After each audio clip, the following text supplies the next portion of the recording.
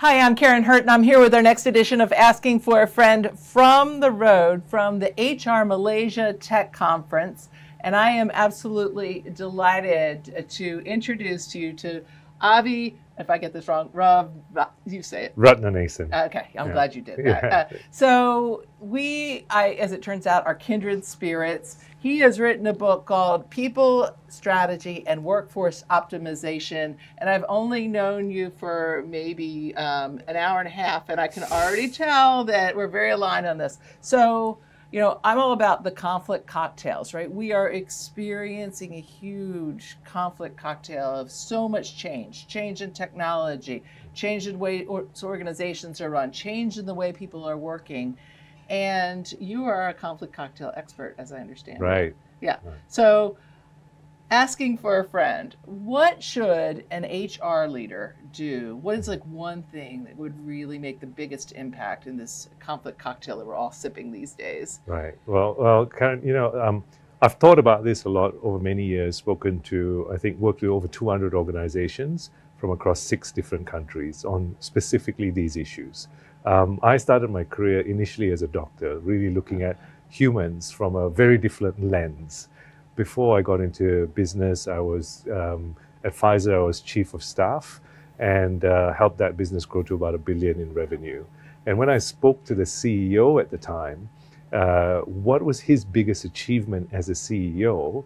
I thought, honestly, because of his background in finance, you know, he was a PwC chief auditor and all those things. I thought he was going to say, Avi, it's because I broke that record in Australia for exceeding $1 billion in revenue.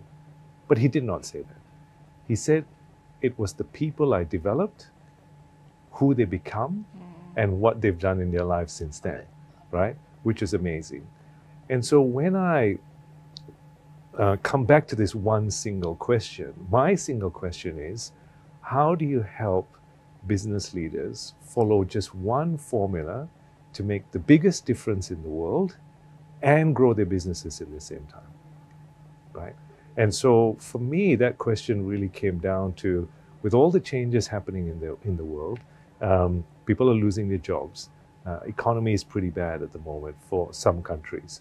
Asia is still booming, but we've got this whole dichotomy of workforce shifts happening, right? We're trying to upskill one people in this way, develop careers in another way, but at the same time, we've got those people who have become jobless, right?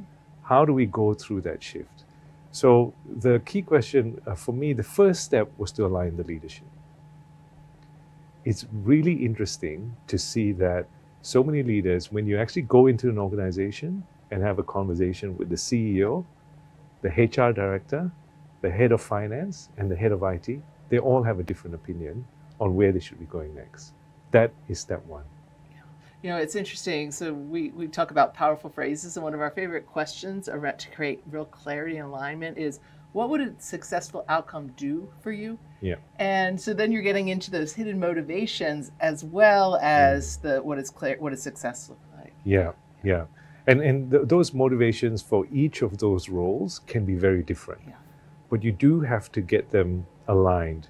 And one of the things that in facilitating that conversation, step 2 is about clarifying the problem statement. So when you actually get all those different roles to actually say what the key problem is in the organization that they want to solve in one sentence, yes, it just opens up enormous clarity and resources and resourcefulness to solve that one single problem. So one organization I was working with, let's just call them Perseus Health, their problem statement was, we have acute nursing shortages.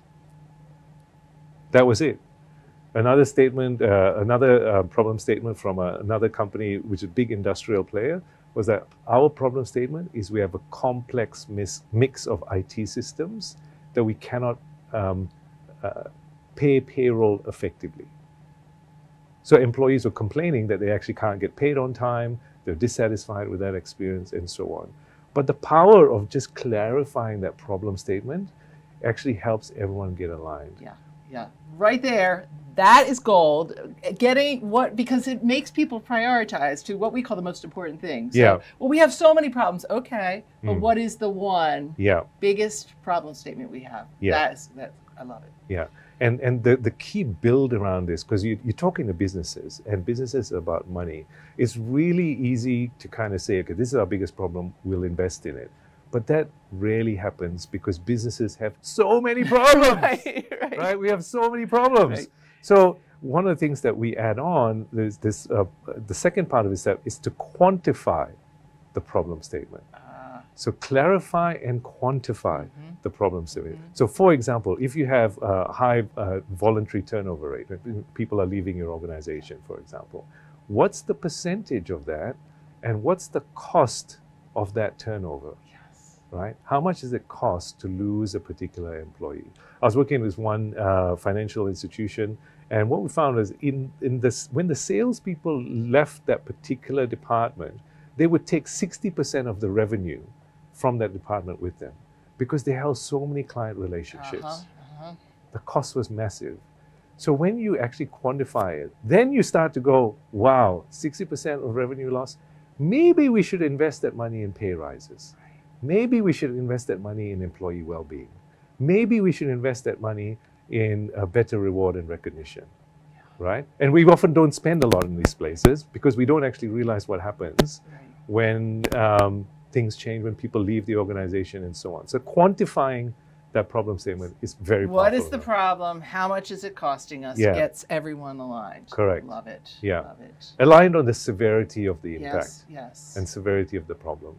Right? Because then that actually starts to change the business conversation. It starts to change the money conversation, which is often the challenge with HR, right? Because sometimes HR can be so people-centric, right? We want to do the right thing because we care, but actually trying to get the rest of the organization to move along the same lines, we need more fuel to the argument. 100%. And that's where the financial measurement comes in. Yeah, great.